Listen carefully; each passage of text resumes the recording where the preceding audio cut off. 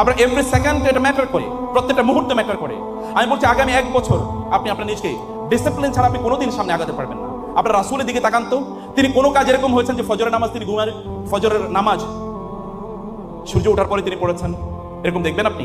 একদিন ঘটেছে, কারণ বেলাল রাদিয়াল্লাহু তাআলা আনহুকে দায়িত্ব দিয়েছিলেন, বেলাল তুমি আমাদেরকে ঘুম থেকে উঠিয়ে দিও। বেলাল রাদিয়াল্লাহু তাআলা ঘুমিয়ে পড়ছেন, রাসূল সাল্লাল্লাহু আলাইহি ওয়াসাল্লাম ঘুম থেকে কারণ ক্লান্ত, ঘুম থেকে উঠতে পারে না, কেবল একবার ঘটছে। আর আপনার প্রতিদিনই ঘটে, এরপর আপনি মানে আমি জান্নাতুল ফেরদাউসের মুসলমান। কেমনে বিশ্বাস করেন আপনি? আপনার ঈমানের আইডেন্টিটি কই? আপনি ঘুম থেকে উঠতে পারেন না সকালবেলা, আপনার বিছানা থেকে আপনি উঠতে পারেন, আপনি গোটা পৃথিবী কিভাবে দখল করবেন, নিয়ন্ত্রণ করবেন, গোটা পৃথিবী কিভাবে শাসন করবেন? মোহাম্মদ বিন কাসেমরা 17-18 বছরের যুবক এই ইন্ডিয়ান সাবকন্টিনেন্টে 17 বার 18 বার আক্রমণ করেছে। মুসা ইবনে নুসাইররা সেই মেডিটেরিয়ান সি পার হয়ে, তারেক ইবনে জিয়াদরা ওই যে ইংলিশ চ্যানেল পার হয়ে, জাবালে তারেক পার হয়ে তারপরে স্পেনে কিভাবে ইসলাম নিয়ে গেছে। মুসা উকবা ইবনে আমের, কুতাইবা বিন মুসলিম চায়না কিভাবে ইসলাম নিয়ে এসে, দেখেন না? আপনাদের বয়স ইখতিয়ারুদ্দিন বখতিয়ার খিলজিদের বয়স কত দেখেন না? মোহাম্মদ বিন মুরাদ আল ফাতেহ যখন কনস্টান্টিনোপল, ইস্তাম্বুল, কোস্তান্তনিয়া যখন বিজয় করে গোটা ইউরোপে কিভাবে ইসলাম পৌঁছে, দেখেন না? আপনার বয়স তো এখন কাজ করা, দিস ইউ টাইম। আপনি অন্যের পেছনে সময় কেন দেবেন? অন্যকে কেন আপনার সময় দিচ্ছেন? আপনি অন্যকে সেলিব্রিটি কেন বানাচ্ছেন? তার ওটা ফলো করতে গেলে তো আপনি তাকে সেলিব্রিটি বানান, তাকে আপনি প্রমোট করে দিচ্ছেন। প্রমোট করেন, আপনার নিজের পেছনে সময় ইনভেস্ট করেন, যেন কোনো এক সময় লোকেরা আপনাকে ফলো করে, যেন লোকেরা আপনাকে আদর্শ হিসেবে গ্রহণ করে। এইভাবে আপনার নিজকে আপনি তৈরি করেন। এটা তৈরি করতে হলে আপনার রবের সাথে কানেক্টিভিটি বাড়াতে হবে। আপনার রব ছাড়া আপনি বাঁচতেই পারবেন না। আপনি বাঁচতে পারবেন না। আপনার মেডিকেল সায়েন্সে বলুন তো, এক মুহূর্ত নিঃশ্বাস ছাড়া আপনি বাঁচতে পারবেন কিনা? নিঃশ্বাস কে দিচ্ছে আপনাকে? আপনার হার্টবিট বন্ধ হয়ে গেলে আপনি বাঁচতে পারবেন। হার্টবিট করছে কে? কোন অদৃশ্য শক্তি আপনার হার্টটাকে এভাবে পরিচালনা করছে? কে? সেটা আপনার জানতে হবে। আপনার রবের সাথে। আপনার মেডিকেল সায়েন্সের ছাত্ররা তো সবচেয়ে বেশি দিনদার হয়, এবং আলহামদুলিল্লাহ গোটা পৃথিবীতে, বাংলাদেশেও। কিন্তু এই দিনদারিটাকে প্রফেশনাল লেভেলে নিয়ে যাওয়া দরকার। মানে আমি প্রফেশনাল বলতে এটা মানে বিজনেস টার্মে বলছি না, আমি জেনুইন টার্মে বলছি। ওই লেভেলে নিয়ে যাওয়া দরকার। আল্লাহ সুবহানাহু ওয়া তাআলা মুহসিনদেরকে ভালোবাসেন। মুহসিন মানে হচ্ছে যারা সব কাজ সর্বোত্তম লেভেলে করে। ইন্নাল্লাহা ইউহিব্বুল মুহসিনিন, ইন্নাল্লাহা কাতাবাল ইহসানা আলা কুল্লি শাই। সবকিছুকে সর্বোত্তম লেভেলে করা। ইন্নাল্লাহা ইউহিব্বুল আবদা ইযা আমিলা আমালান আন ইউতকিনাহু। আল্লাহ চান যখন আপনি কোনো কাজ করবেন শ্রেষ্ঠতম ভাবে করবেন। প্রতিযোগিতা হোক, আপনার ক্লাসে আপনি ফার্স্ট, অথবা সবাই ফার্স্ট হন, হতে পারবেন না কেন? আপনি সবাই ফার্স্ট হন।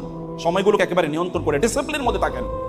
সকাল থেকে কখন কাজ করবেন, কোন সময়টা, এটা টাইম নির্ধারণ করেন আপনি কখন কি করবেন।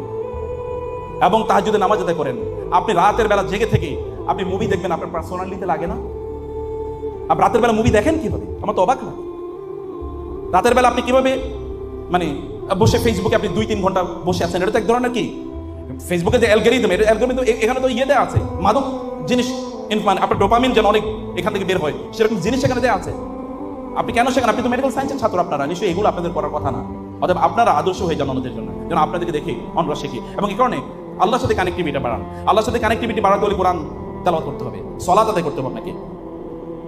আপনাকে সালাত আদায় করতে হবে, সময় মতো সালাত আদায় করতে হবে। নামাজ, এটা আপনার মেডিকেল সায়েন্সে জানেন, আপনি যত সেজদায় লুটিয়ে পড়বেন তত আপনার ব্রেনে ব্লাড সার্কুলেশন বাড়বে, তত আপনার ব্রেনের ফাংশনালিটি, প্রোডাক্টিভিটি এটা বাড়বে।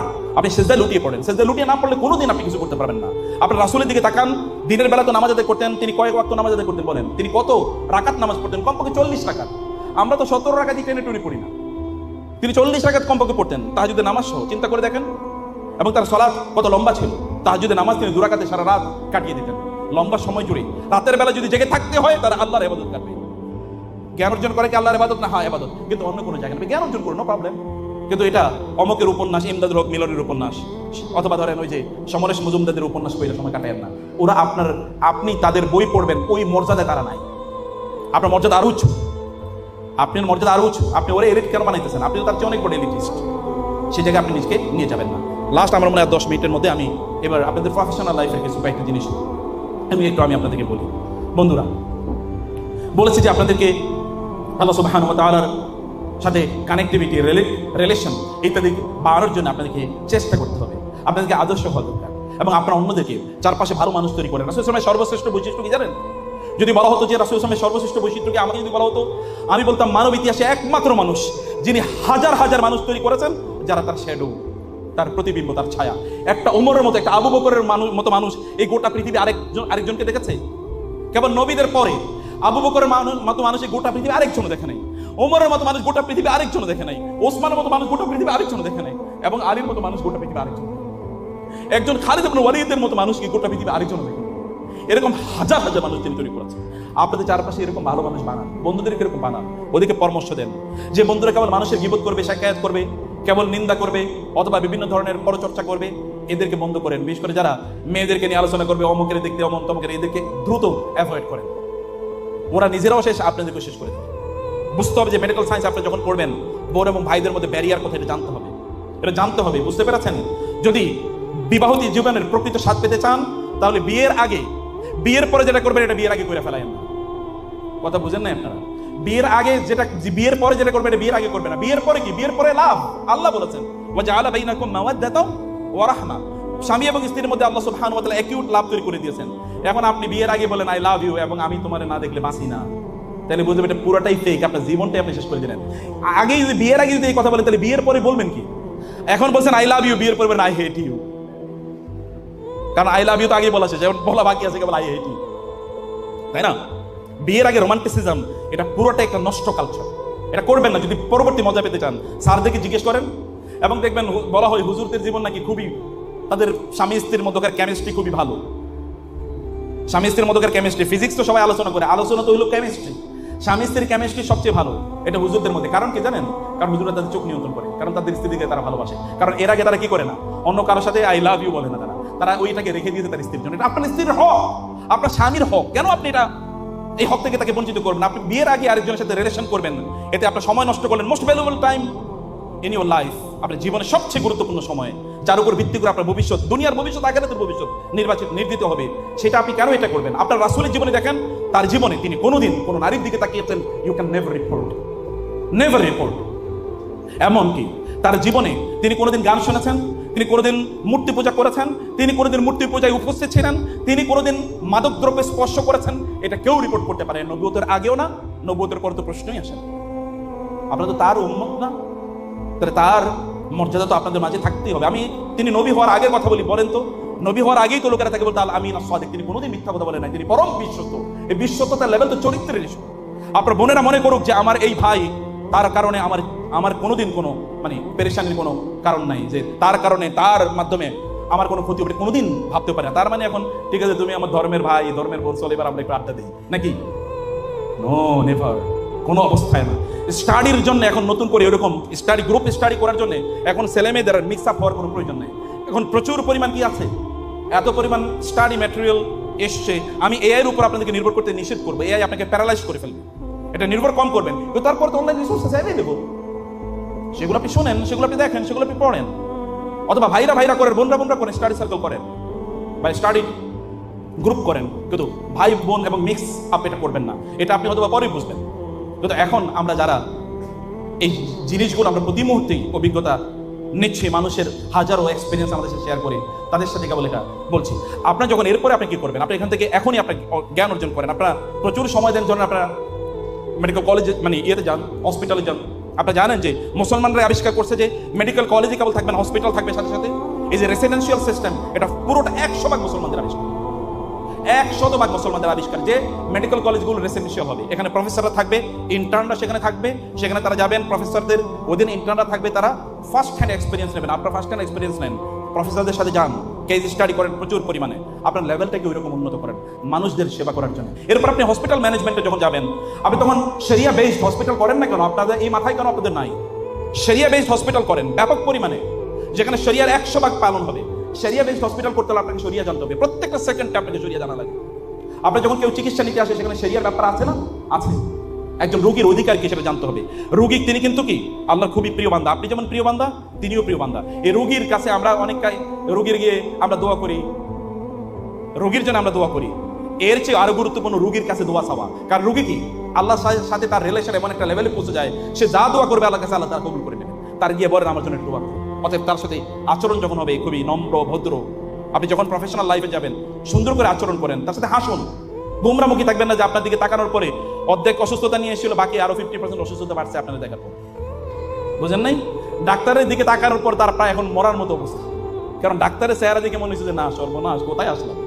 নো, তাবাসসুমুকা ফি ওয়াজহি আখিকা সাদাকা। তাকে দেখলে একটু হাসুন, তার নাম জিজ্ঞেস করুন, তার প্রবলেম ইত্যাদি করুন। ইসলামিক মেডিকেল মেডিসিন এবং আপনার কেমিক্যাল মেডিসিন দুটাকে একত্রিত করুন। রুকিয়া, আসার পরে তার জন্য দোয়া করুন, লা বাসা তহুর ইনশাআল্লাহ, লা বাসা তোরারে তুমি ভালো হয়ে যাবা। তারে দেখার পরে তুমি তো মইরেই আসো, এখন আসার দরকার কিছু আরো কয়েকদিন আগে আসতা। তাহলে ও চিন্তা করছে তাই আমি তো শেষ না, তাকে হোপ দেন, তাকে বলেন যে না তুমি ভালো হয়ে যাবে। রাসূল সাল্লাল্লাহু বলেছেন কেউ যদি বলে হে আল্লাহ তাকে আল্লাহুম্মা ইশফি যেমন আল্লাহুম্মা ইশফি সাআদান আল্লাহুম্মা ইশফি খালিদান, কেউ যদি 7 বার বলে হে আল্লাহ তুমি তাকে সুস্থ করে দাও, তাকে সুস্থ করে দাও, তাকে সুস্থ করে দাও, তাহলে আল্লাহ তাআলা ওই বান্দাকে সুস্থ করে দেবেন। আপনি তো দায়ী। আসলে তাকে জিজ্ঞেস করুন, যখন একজন অসুস্থ রোগী এমন মুমূর্ষু রোগী আসবে তাকে তালকিন করুন, বলুন বাবা বলুন লা ইলাহা ইল্লাল্লাহ, মা বলুন লা ইলাহা ইল্লাল্লাহ, তাকে বলুন না, আপনি তো দায়ী। আপনার চেয়ে দাওয়াতের বড় ক্ষেত্র আর কারণে আমাদের নাই। আমাদের কথা লোকেরা বলে উনি তো এই কথা বলার জন্য, কিন্তু আপনি ওই কথা বলার জন্য নাই। আপনি ট্রিটমেন্ট দিতে গিয়েছেন, আপনার কাছে ওরা মনোযোগ দিয়ে সেই কথাগুলো শুনবে। আপনি তাকে দাওয়াত দিতে পারেন, আপনি নিজে দায়ী হয়ে উঠতে পারেন, ব্যাপক পরিমাণে দায়ী হয়ে উঠতে পারেন। এবং এদের জন্য কিছু একটা করুন, যেমন তাদের জন্য মেডিকেল ক্যাম্প করুন, নিজেরা হসপিটাল নিজেরা তৈরি করেন। কেবল চাকরি করবেন এই মানসিকতা থেকে বের হয়ে আসতে হবে। কেবল চাকরির পেছনে ঘুরতে ঘুরতে একেবারে শেষ না। আপনার বিসিএস লাগবে, কেন বিসিএস লাগবে? আপনি বিসিএস এর পেছনে কেন ঘুরবেন? আপনি কি তার চেয়ে বেশি কিছু করার নাই? অবশ্যই পটেনশিয়াল আছে, তার মানে কি করবেন না বিসিএস? অবশ্যই করবেন, অবশ্যই করবেন। কিন্তু এটার জন্য আপনি আরো 5-7 বছর কাটিয়ে দিয়েছেন, এটা যেন না হয়। অনেকে আমাদেরকে বলে বিয়ে করতে পারি না, চাকরি বাকরি নাই। আমি বলছি তোমার বিয়ে করাই জায়েজ নেই। বলে কেন?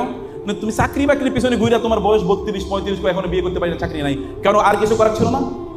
ফুটপাতে ফেরিগিরি করার সুযোগ ছিল না? অবশ্যই ছিল, কিন্তু সে কাজ করতে চায় না, কাজ করতে চায় না। কোনো কাজকে ইসলাম ছোট করে দেখে না, সব কাজ ইসলাম গ্লোরিফাই করে, সব কাজ সম্মানজনক, যেটি এটা হারাম না হয়। অতএব আপনাদেরকে এটাই আমার লাস্ট কথা, প্রিয় ভাইরা আমার, বন্ধুরা আমার, বোনেরা আমার, আপনাকে শরিয়া জানতে হবে। শরিয়া জানুন, শরিয়া ভালো করে জানুন। একজন বোন আমি তার ইন্টারভিউ করছিলাম আপনাদের এখানে আসতে আসতে, এবং বলছে তিনি অনেক বড় মেডিকেল, তিনি সৌদি আরবে একটা বড় মেডিকেল কলেজের উনি প্রফেসর। তিনি বলছেন যে আমি ইমাম ইউনিভার্সিটির পাশে দিয়ে যাচ্ছিলাম, জামিয়াতুল ইমাম রিয়াদে যাচ্ছিলাম। আমার তখন মনে হলো হারে আমি যদি ইউনিভার্সিটির ছাত্র হতে পারতাম, কারণ হাদিসে রাসূলুল্লাহ বলেছেন মান ইউরিদুল্লাহু বিহি খায়রান ইউফাক্কিহু ফিদ্দিন, আল্লাহ যদি কার কল্যাণ চান তাহলে তাকে দ্বীনের জ্ঞান প্রদান করেন। আমি যদি এরকম কল্যাণ পেতে পারতাম, তিনি বলে আমি আল্লাহকে দোয়া করলাম, কয়েকদিন পরে আমি ওই ইউনিভার্সিটি আমি ছাত্র হলাম এবং ওইখানকার শরিয়া ডিপার্টমেন্ট থেকে পড়াশোনা করার পর এখন আমি মেডিকেল কলেজের প্রফেসর। আমি দুটার ব্লেন্ডিং করছি, আমি দুটার ব্লেন্ডিং করতে হবে। শরিয়াকে আপনাকে জানতে হবে। আপনার কাছে যখন একজন নারী পেশেন্ট আসবে তখন আপনি তার দিকে কিভাবে তাকাবেন? অথবা একজন পুরুষ বোনরা আপনার পুরুষ পেশেন্ট যখন আসবে তখন কিভাবে তাকাবেন, তার সাথে কিভাবে ডিল করবেন, এগুলো শরিয়ার ইস্যু। যখন একজন সারোগেসির জন্য আপনার কাছে আসবে, IVF এর জন্য আপনার কাছে আসবে, টেস্ট টিউব বেবি এর ইস্যুতে আপনার আসবে। কয়েকদিন আগে আপনার শুনেছেন মিল্ক ব্যাংক, এখন হচ্ছে কি আপনার ওই যে স্পার্ম ব্যাংক। এটা শরিয়া কি বলে এটা শুনেন না, জানেন না। শরিয়া না জানলে আপনি প্রত্যেকটা মুহূর্তে কবিরা গুনাহ করবেন, অথবা আপনি অপরাধ করে ফেলবেন। কেউ একজন এসে অ্যাবর্শন করার জন্য কোন প্রেক্ষাপটে জায়েজ আছে এটা আপনাকে দেখতে হবে, জানতে হবে কোন প্রেক্ষাপটে জায়েজ। মিসক্যারেজ হয়ে গেছে তার জন্য এরপরে শরিয়া মানদণ্ড কি এটা আপনাকে বলতে হবে না, এটা আপনি জানতে হবে। এগুলো শরিয়ার ইস্যু। শরিয়া না জানলে আপনি কোনোদিন সঠিক মতো আপনি মেডিকেল প্র্যাকটিস করতে পারবেন না। আপনি জানেন যে যখন কোন একজন ব্যক্তি একেবারে মারা যাবে অবস্থা, এখন কি করবেন আপনি? তাকে ইউথানাসিয়া, এখন তাকে করবেন কি? DNR একটা আছে না, তাই না? Do not resuscitate. তো এখন এই অবস্থায় তার জীবনকে আপনি প্রলম্বিত করবেন, নাকি তার এখনই আপনি ওই যে তার উইথড্র করবেন, এরপরে তার মারা যাবে, কোনটা করবেন? এগুলো শরিয়া ইস্যু, শরিয়া জানতে হবে আপনাকে। শরিয়া জানার জন্য পড়ুন। এক ভাইয়ের তিনি বলছিলেন যে আমার মনে হচ্ছে আমি কোরআন, আপনাদের মতো ছাত্র বলে আমার কোরআন মুখস্থ করা দরকার ছিল, কারণ আমি তারাবির নামাজে উপস্থিত হয়েছি। একজন কোরআন তেলাওয়াত করার পরে অনেকে দেখলাম কাঁদলো। আমার মনে হলো যে আমি কোরআন বুঝলাম না, আমি কি করলাম তাই? আমি কোরআন বুঝলাম না, অন্যরা কাঁদতেছে, আমি কাঁদতে পারতেছি না। তিনি বললেন আমি সিদ্ধান্ত নিলাম আমি কোরআন হিফজ করবো। এখন সে ইন্টারভিউতে বলেছে আমি এখন কোরআনের হাফেজ, মেডিকেল ছাত্র। এখানে ভর্তি হওয়ার পর আপনি প্রতিদিন 10 আয়াত করে মুখস্থ করে দেখেন কতদিন। আপনি তো মোস্ট ব্রিলিয়েন্ট স্টুডেন্ট, আপনি 10 আয়াত করে মুখস্থ করে দেখেন কয়েক বছরের মধ্যে আপনার কোরআন হিফজ হয়ে যাবে। But you will have to take the initiative.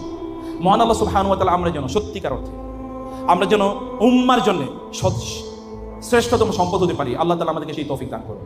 আল্লাহুম্মা আমিন।